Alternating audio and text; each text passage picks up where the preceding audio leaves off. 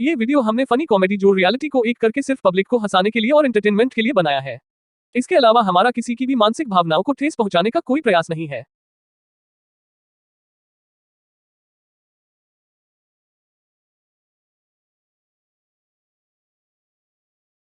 नमस्कार, मैं हूँ आपकी होस्ट शिला। क्योंकि मुन्नी तो बदनाम हो गई, इसीलिए वो हमारी संवाददाता बनके यहाँ वहाँ फटे में टांग अड़ाते घूम रही है। तो शुरू करते हैं। इस वक्त की सबसे बड़ी खबर, 2000 के नोट अब हमारे बीच नहीं रहे। जी हाँ, आज सुबह प्रातः काल उनका बंदी के आ जाने से निधन हो गया, जिसकी वजह से उन्हें यहाँ वहाँ सड़क के किनारे फेंका गया। वही दूसरी और कुछ यूट्यूबर स्टार ने उन्हें वही पास के खेत में दफना दिया। देखिए ये स्पेशल रिपोर्ट।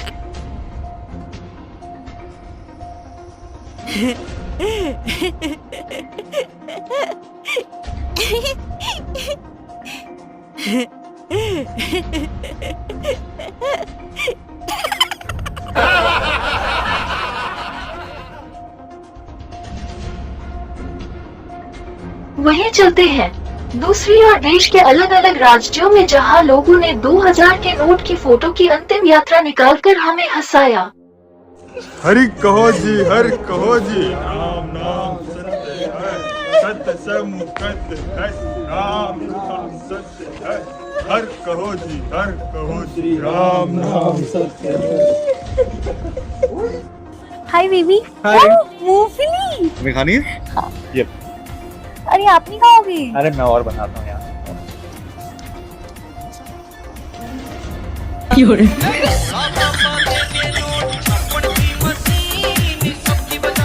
बना लो।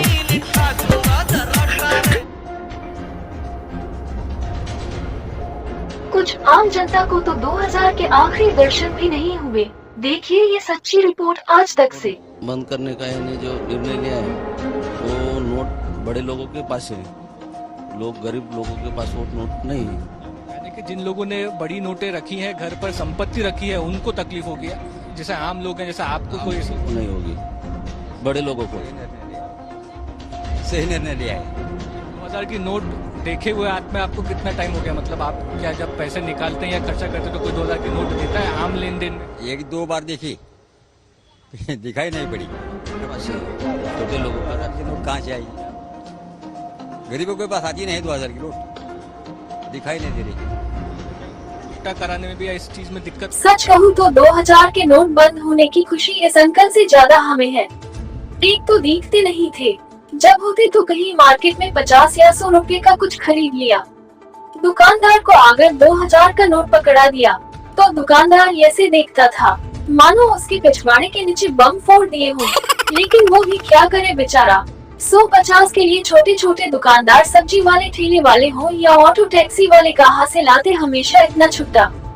भाई मैं तो कहती हूँ अच्छा हुआ चल बसे। साथ ही चलते हैं हमारी संवाददाता मुन्नी के पास, जहाँ वो बदनाम होकर मुंबई की गलियों में घूम रही है। देखते हैं उनका 2000 के नोट चले जाने पे क्या कहना है। हूँ शिला, आवाज आ रही है?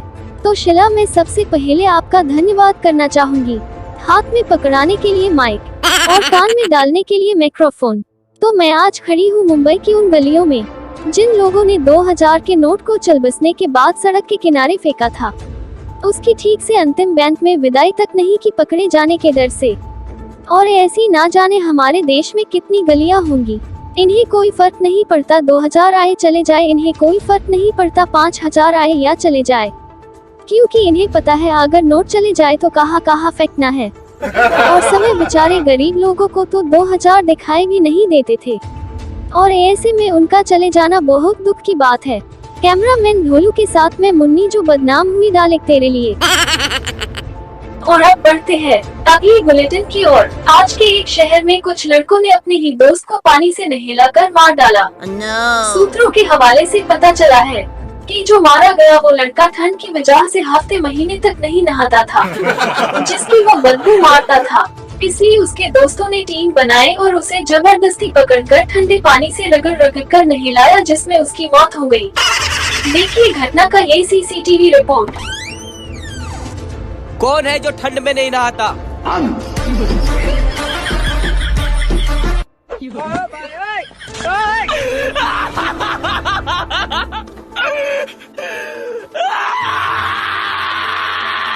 रुको जरा, सबर करो।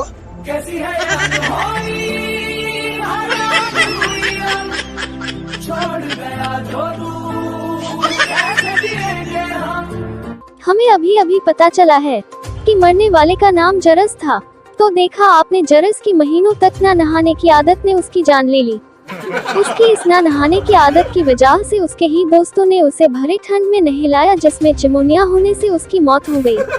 इस मामले में दोषी सभी आरोपियों को पुलिस ने गिरफ्तार कर लिया है और आज उनकी कॉमेडीपुरा की कोर्ट में सुनवाई होगी। तब तक हम देखते हैं जरस की ये कुछ कॉमेडी यादें। कुत्ता साडी गली विच सुता, एक उच्चा लंबा कुत्ता साडी गली विच सुता, ए सारी राती भाऊ भाऊ करदा नी, ए गवांढियां दी कुत्ती उत्ते मरदा नी।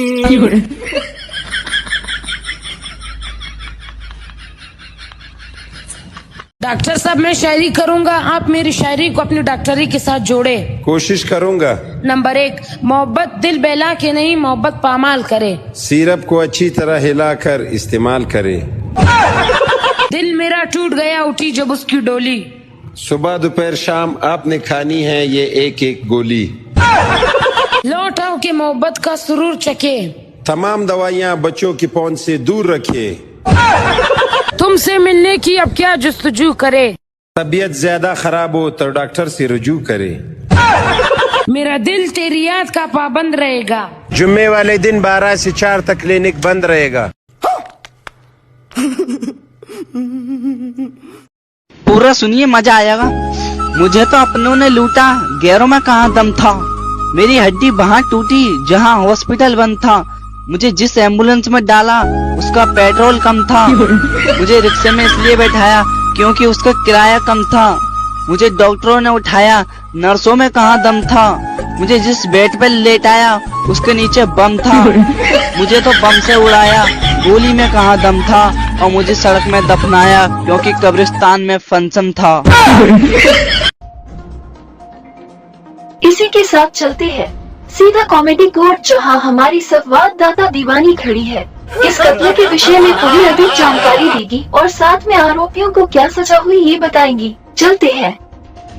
थैंक यू सिला। तो जैसे कि आप सभी लोग देख रहे हैं, मैं कॉमेडी कोर्ट के ग्राउंड में खड़ी हूँ, जहाँ एक जरस नाम के लड़के को उसके दोस्तों ने भरी ठंड में ठंडे पानी से नहलाकर और पत्थर से रगड़ रगड़ कर मैला निकालकर मार डाला। हमने इस घटना का मुख्य कारण पता किया तो जरस जिनकी मौत हुई है उनके आस पड़ोस वाले लोगों ने बताया कि जरस ठंड की वजह से हफ्तों और महीनों तक नहीं नहाते थे और जब भी वो अपने आस पड़ोस या दोस्तों में जाते तो उनसे बहुत ही बदबू आती थी। जैसे ही ये बात उनके दोस्तों को पता चली कि जरस हफ्तों महीने तक नहीं नहाते तो उनके 3 दोस्त, जिनके नाम इस प्रकार है: मुख्य आरोपी SSS, सह आरोपी लैला और मजनू, सॉरी उदय और मजनू ने मिलकर जरस को नहलाया था, जिसमें जरस चल बसे। इस विषय में कॉमेडी कोर्ट ने मुख्य आरोपी SSS को 10 साल के लिए चाय पानी की और सह आरोपी उदय और मजनू को 7 साल की दासी की सजा सुनाई। दीवानी, हमने ये फांसी और काला पानी की सजा के बारे में तो सुन रखा है, पर ये चाय पानी और दासी की सजा के बारे में नहीं सुना। इसके बारे में जरा विस्तार से बताइए। जी हाँ शिला, क्यों नहीं। देखिए, जैसे दूसरे कोर्ट में फांसी होती है वैसे ही ये कॉमेडी कोर्ट है। फिर सभी आरोपी कॉमेडी स्टार है, इसलिए उन्हें चाय पानी और दासी की सजा हुई है।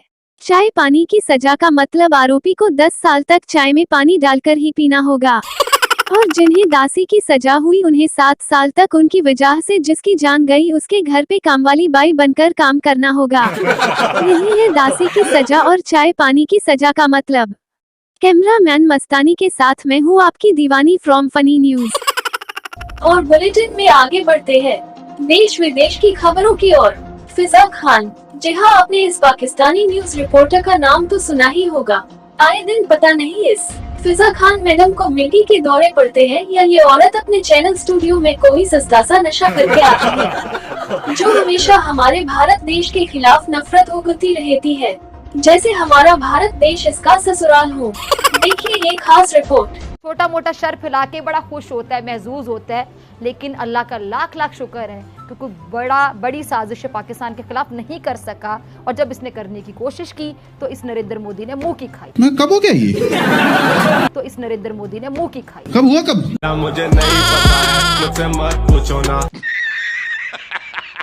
अब इन मोदी है, अगर इसका बस चलता ना तो ये अब भी पाकिस्तान से जंग छेड़ चुका होता। इस सज्जन को क्या तकलीफ है भाई? लेकिन अब मोदी जानता है कि अगर इसने पाकिस्तान से जंग का सोचा भी तो पाकिस्तान के एटमी हथियार से इसे और इसके भारत को कहीं का नहीं। तो देखा आपने, हमने कहा था ना, ये औरत कोई नशा करके आती है जो हमारे भारत देश को स्टूडियो में बैठकर खाक में मिलाने के सपने देखती है।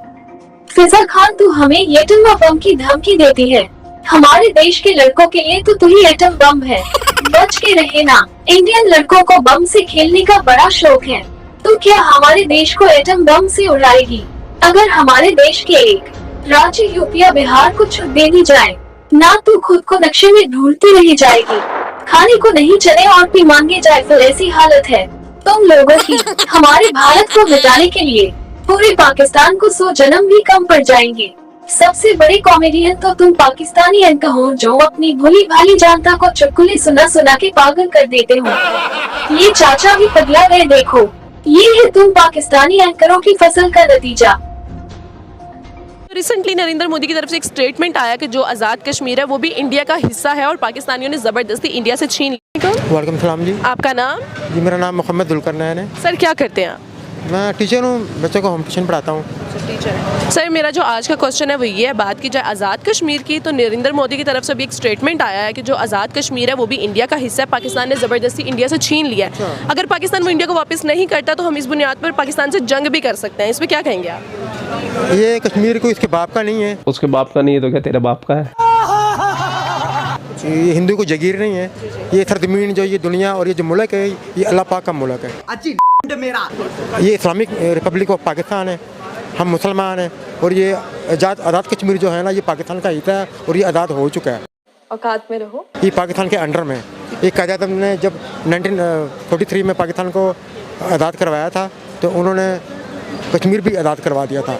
ये पाकिस्तान के पास है, हमारे पास 1947 में। हाँ 1947 में, सॉरी 1947 में। और जो बाकी जो जम्मू कश्मीर है, मकबूजा कश्मीर जो इंडिया के पास है, कब्जे में है, वो भी इंशाल्लाह हमारे पास आएगा, वो पाकिस्तान बनकर रहेगा।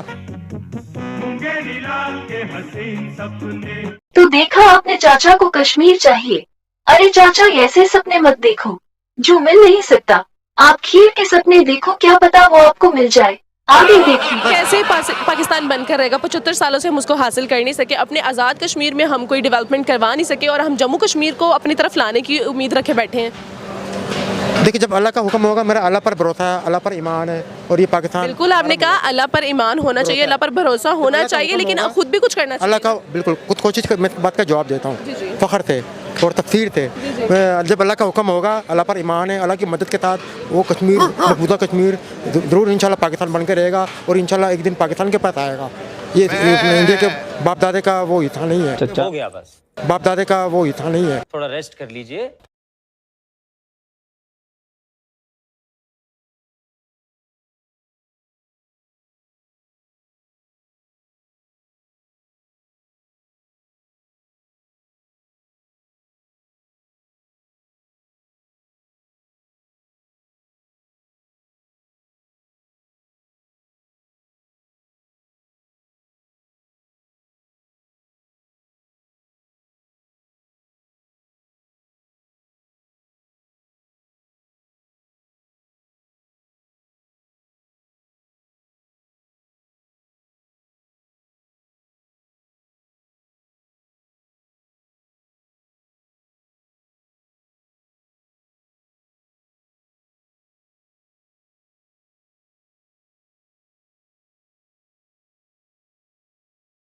मुसलमान रहते हैं ना, वो भी मजबूर हैं बेचारे।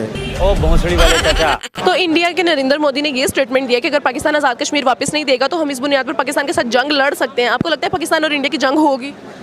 ठीक है, ये भी अच्छी बात है। अगर जंग करेगा तो इंशाल्लाह पाकिस्तान जीतेगा। हम ये इस्लामी मुल्क है, हम मौत से डरते नहीं हैं।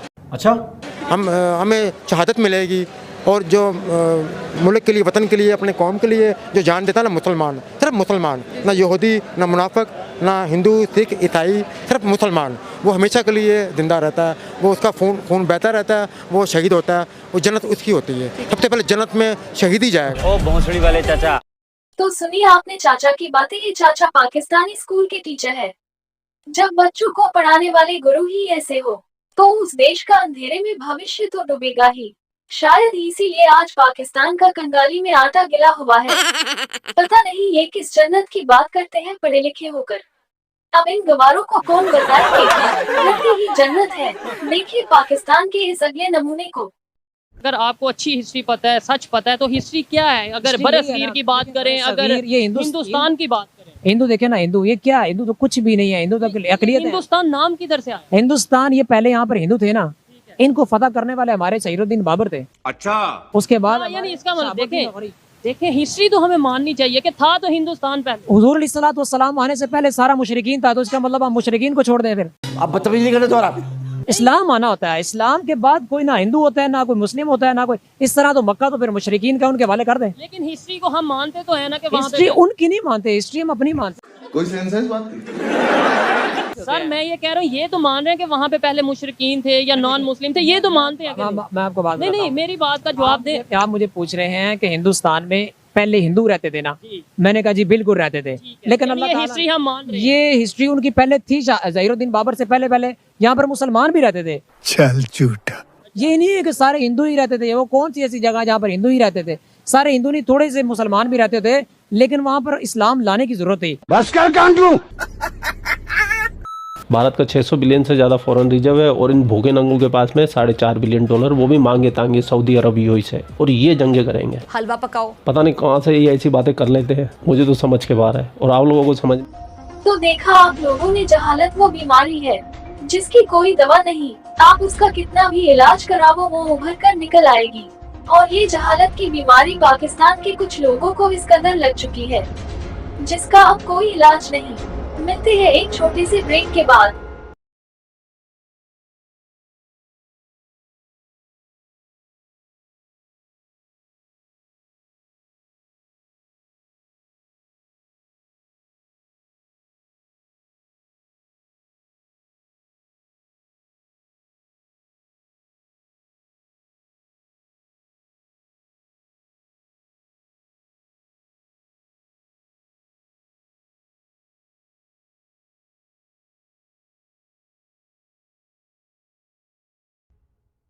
तो दोस्तों कैसी लगी आपको हमारी फनी न्यूज? हमें कमेंट सेक्शन में जरूर बताएं। और अगली फनी न्यूज वीडियो देखने के लिए चैनल को लाइक और सब्सक्राइब जरूर करें। तब तक के लिए मैं हूँ आपकी शिला। बाय और धन्यवाद।